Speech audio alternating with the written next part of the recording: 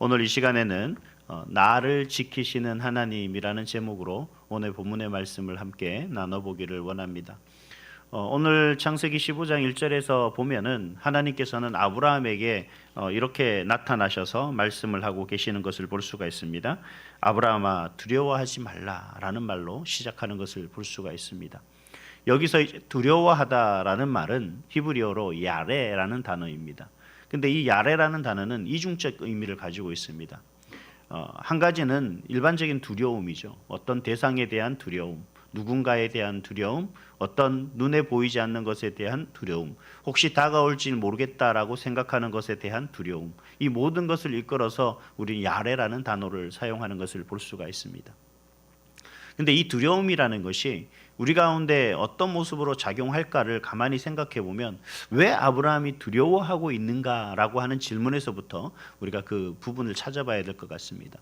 아브라함이 두려워하고 있다라는 것을 우리가 볼 때 이 야레라는 단어의 이중적 의미가 우리 가운데 동일하게 적용될 수 있다라는 생각을 합니다. 먼저는 우리의 모든 일반적인 것에 대한 두려움입니다.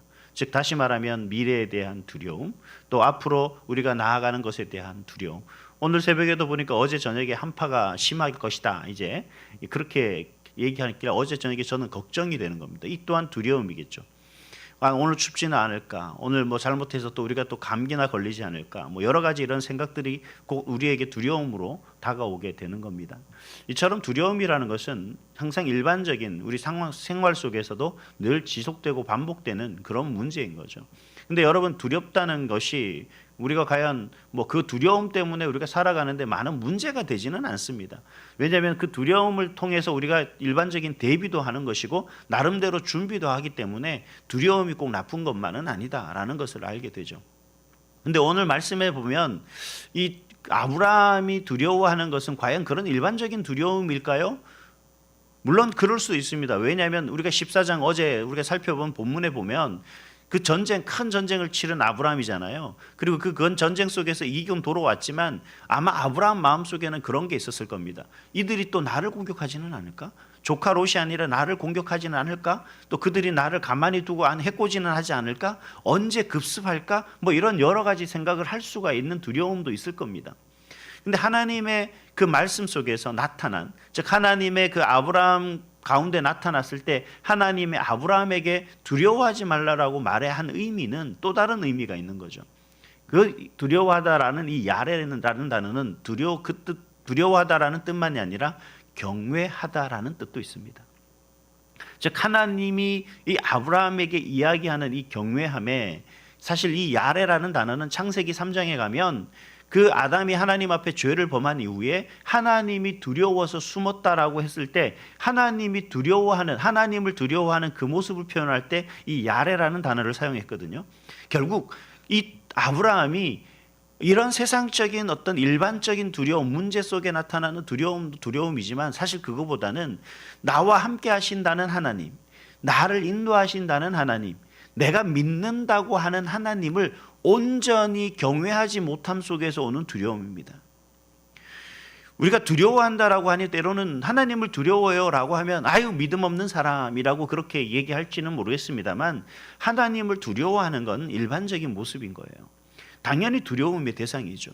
이 세상의 모든 것을 창조하시고 나의 작은 실수조차도 그 모든 것을 다 하시는 분이 우리가 믿는 하나님이신데 그 하나님이 어찌 두렵지 않겠습니까?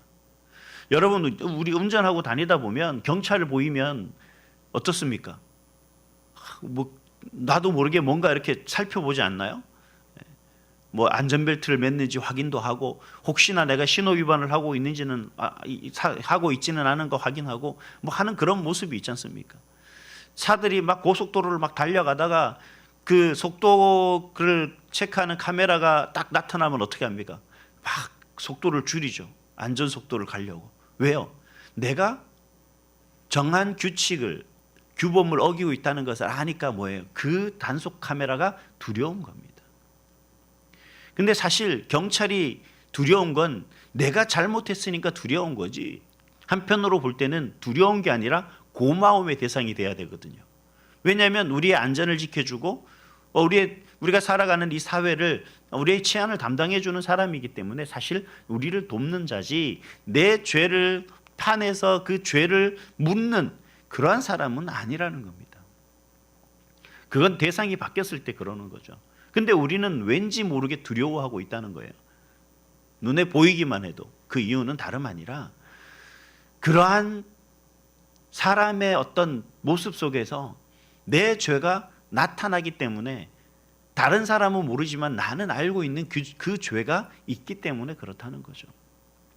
그래서 하나님을 우리가 그렇게 그저 내 죄를 다 알고 계시는, 나의 모든 것을 알고 계시는 하나님이시니까 내가 두렵습니다라고 이야기할 것은 아니다. 그렇다고 그렇게 말한다고 해서 그 사람이 믿음 없는 사람은 아니다.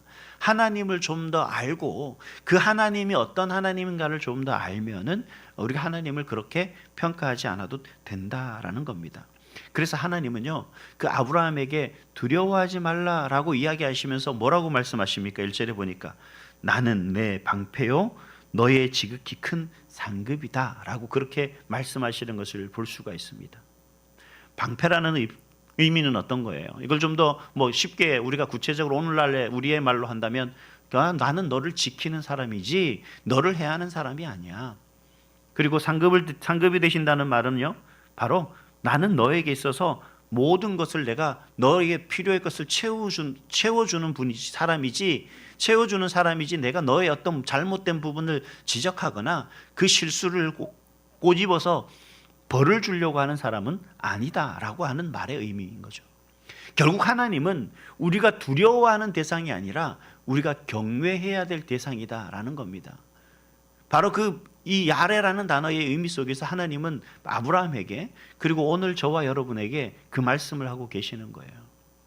근데 하나님은 어떤 하나님이시냐면 오늘 본문에서 쭉 보면 우리가 하나님 두려워요, 하나님 무서워요 라고 이야기하지만 사실 하나님의 그 무서움 속에는 우리의 정말 경외함의 그 대상, 나를 지키시고 내 필요를 채워주시는 분이시라는 사실을 하나님이 우리를 알게 하시는데, 이 아브라함에게 내가 그런 너의 존재다라는 것을 알게 하시는데, 야 이 바보야, 그것도 몰라? 내가 너와 함께하는, 지금까지 내가 너와 함께하는 모습들 보면 몰라? 너 전에 전쟁에서 내 이겼잖아. 너 동생 조카 롯을 구했을 때 내가 너를 도와준 거 몰라? 그것도 몰라? 그러면서 너 날 그렇게밖에 생각 안 해? 라고 하는 것, 책망하는 것이 아니라 하나님은 그러한 아브라함에게 아주 자세하게 그리고 세세하게 그리고 오랜 참으심과 인내하심으로 그가 알 때까지 계속해서 그 마음속에 하나님을 두려움의 대상이 아닌 나를 지키시고 도와주시는, 그래서 내가 믿을 수밖에 없는 존재라는 사실을 알게 하시기 위해서 참 무단히 애를 쓰고 있는 모습을 오늘 본문에서 볼 수가 있다는 겁니다.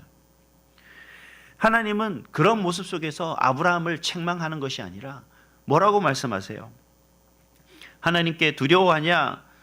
물으니까 아브라함이 무엇을 내게 주시려고 합니까? 난 자식이 없습니다. 나는 상속할 내 자식이 없어서 내가 다른 사람을 내가 상속자로 생각하고 있습니다 라고 이야기하자 하나님은 그에게 그렇게 얘기하죠. 3절에 내가 씨를 주지 아니하셨으니 내 집에서 결리 상속자가 될 것이다 라고 그렇게 아브라함이 이야기하지만 4절에 보니까 그 사람이 내 상속자가 아니라 너의 몸에서 난 자가 상속자가 될 것이다 라고 그렇게 말하는 것을 볼 수가 있습니다. 여전히 아브라함은 하나님을 두려워하는, 그리고 하나님을 믿는다고 말을 하지는 특별하게 그 믿음을 고백하며 나가진 않고 그 마음속에 믿음이 있을지는 모르겠지만 그 믿음이 굳건한 아주 확고한 믿음은 아니라는 겁니다. 그것을 반증해 주는 얘기예요. 하나님이 그에게 자녀를 주겠다고 약속했을 때 12장 1절에서 이야기했던 그 약속을 여전히 아브라함은 뭐예요? 완벽하게 믿지 못하고 있는 거예요. 그러니 뭐라고 생각하냐면 내 믿음대로, 내 지식대로 하나님을 믿는 거죠. 그러니 하나님이 내가 믿고 확실한 의지가 경외해야 할 대상이 아니라 여전히 뭐예요? 내가 생각하기엔 하나님이 안 돼. 과학적으로도 그게 안 될 텐데. 아니 안 되잖아. 현실적으로 그게 안 돼. 이루어질 수가 없는 걸. 그러니 우리가 어떻게 생각하겠습니까? 우리의 한계 속에서 그 하나님을 파악하고 그 하나님을 인정하다 보니 그 하나님이 여전히 부족한 하나님이죠. 내가 이해 못하는 하나님이죠. 그러니 그 믿음이 확고할 수가 없는 거죠. 그러나 하나님은요, 우리가 그렇게 부정하는 현실 속에 살아가는 우리의 연약함을 하나님이 책망하거나 미워하거나 그것 때문에 우리를 외면하지 않으신다는 사실입니다. 오히려 더 하나님은 뭐라고 얘기하십니까? 아브라함이 여호와를 믿으니 여호와께서 이를 그의 의로 여겼다라고 그렇게 얘기합니다. 다시 말하면 작은 겨자씨만한 그 믿음 가지고 하나님 앞에 나오는 그 아브라함을 그 모든 죄는 다 뒤로 하고 그 겨자씨만한 믿음 가지고 그래 너는 참 착하구나. 그래 너는 참 믿음이 좋구나. 그래 그 믿음대로 나를 믿으면 돼. 그 믿음이 나는 더 귀하게 여기지고 가장 크게 여겨진다라고 하시는 말씀으로서 그 아브라함을 품으시는 것을 볼 수가 있습니다. 여러분 우리가 현실적으로 보이는 그 문제 속에서 그리고 현실에서 나타나 있는 여러 가지 그 상황 속에서 정말 믿음 있는 것으로 생각하며 살아가려고 하지만 또 믿음 가지고 살아가려고 하지만 사실 그게 잘 안 되죠. 하나님은 우리에게 말씀하셨는데 그 하나님이 약속이 사실 믿고 나가려고 하니 왠지 괴리감이 생깁니다. 내가 도저히 믿어지지 못할 경우가 생기거든요. 지금 가장 깊은 수렁에 빠졌는데 여기서 네가 정말 아주 좋은 차를 타고 너가 살아갈 거다라고 이야기하면 그게 믿어지냐는 거죠. 지금 이 상황에서 이거 어떻게 벗어날 방법이 없는데요. 그리고 하나님 지금 내 상황과 형편과 위치와 여건과 모든 환경까지도 하나님 그것하고 상관없는데 어떻게 하나님 그렇게 변할 수가 있을까요? 지금 아브라함은 그 얘기를 하고 있는 거예요. 근데 하나님은 그러한 아브라함을 끝까지 책망하지 않으시고 하나님의 그 약속하신 언약 위에서 우리에게 다음 모습으로 이야기하는 것을 볼 수가 있습니다. 어떤 모습이냐면 이제 언약을 세우는 거예요. 과거 이 고대 근동 시대의 언약이라는 것은 오늘 보니까 뭐 이제 큰 소와 뭐 암양과 수량과 뭐 이렇게 암염소와 뭐 산비둘기 집비둘기 갖다 놓고 이제 쪼개고 고기를 쪼개고 뭐 그렇게 하잖아요. 이 고대 근동 시대에는 서로를 이런 약속의 제물을 가져다 놓고 이렇게 쪼갭니다. 그리고 서로가 그 사이를 서로 통과하는 거예요. 그 이야기는 뭐냐면 당신과 나와의 언약이다라는 겁니다. 그리고 그 언약을 지키는 존재로서 서로가 그 언약을 지켜 나갈 것을 약속하는 의미로 나가거든요. 근데 오늘 성경 말씀에 보니까 뭐라고 이야기하고 있습니까? 그 쪼갠 사이로 아브라함과 하나님이 같이 이렇게 서로 통과하는 것이 아니라 아브라함은 그 쪼갠 사이에 서갖고만 있어요. 그리고 하나님의 불꽃이 그 사이를 통과하는 것을 볼 수가 있습니다. 어떤 의미입니까? 하나님은 연약한 우리에게 요구하시는 게 아니라 하나님이 몸소 여전히 연약한 우리를 그렇게 행하심으로 우리에게 그 약속을 지키실 것을 우리에게 보여주고 있는 거예요. 여러분이 저도 마찬가지 우리 자녀들에게 어렸을 때 그런 걸 합니다. 가자 아빠 과자 사줄게 라고 하면 쳐다봐요. 안 믿기는 거죠. 왜 안 믿겨요? 자기 상황과 형편에 봤을 때 아빠가 뭔가를 사준다라고 하는 것은 잘 믿길 만한 이유가 되지 않아요. 지금 상황에서 과자를 사준다고? 지금 상황에서 뭔가를 해준다고?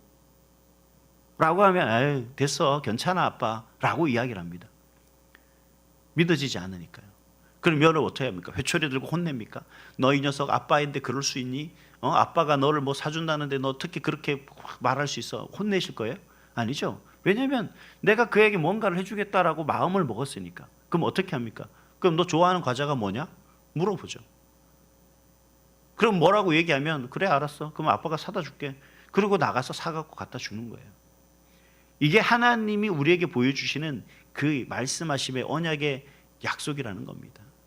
우리는 그 약속을 믿지 못하고 있지만 우리는 그 약속 속에서 살아가고 못하고 있지만 하나님께서는 온전히 그런 모습 속에 살아가는 우리를 책망하고 질타하고 그것에 대해서 혼내는 게 아니라 그래 알아 내 믿음이 부족한 걸 그리고 내가 더 노력해서 내가 너의 하나님됨을 내가 너를 지키고 때에 따라 필요에 따라 너의 것을 채워주실 그런 하나님이라는 존재를 내가 더 너에게 알려줄게 라고 말씀하십니다. 다시 말하면 내가 끝까지 너를 책임질 거다. 그러니 나도 너를 책임지고 너를 포기하지 않을 거니까 끝까지 믿음을 가지고 이 모든 삶을 잘 이겨내길 바란다라고 하나님께서는 아브라함에게 말씀하고 계신 겁니다. 어떻게 보면 이 창세기 15장은 정말 하나님을 온전히 믿지 못하는 작은 겨자씨만한 믿음밖에 없는 아브라함이 정말 이 믿음의 조상이 되는 그 큰 믿음으로서 칭송받을 수 있는, 칭찬받을 수 있는 그 자리에 서기까지의 하나의 중요한 과정이 되지 않을까 생각합니다. 이 과정이 있었을 때 그는 진정한 믿음의 조상이 된 거죠. 그 믿음이 비록 작은 겨자씨만한 믿음이었지만 하나님은 그 믿음을 통하여 그가 믿음의 거부가 되고 믿음의 거상이 되고 정말 믿음의 거장이 되는 그런 모습으로 세워갔다는 것을 오늘 우리에게 보여주고 있는 것 같습니다. 사랑하는 성도 여러분, 하나님은 그저 두려움의 대상이 아니라 나를 지키시는 분이심을 믿으시기 바랍니다. 내가 완벽하고 온전해서가 아니라 내가 연약하고 부족하지만 그 믿음 속에서 살아가기를 애쓰는 저와 여러분을 하나님은 외면하지 않으시고 여전히 지키시고 돌보시고 함께 하신다는 사실을 믿으시고, 여러분 오늘도 그 소망을 품고 그 하나님의 사랑을 가슴에 담고 오늘도 승리하며 나아가는, 하나님께 영광 돌리는 그런 저와 여러분의 한날의 삶이 될 수 있기를 주님의 이름으로 축복합니다.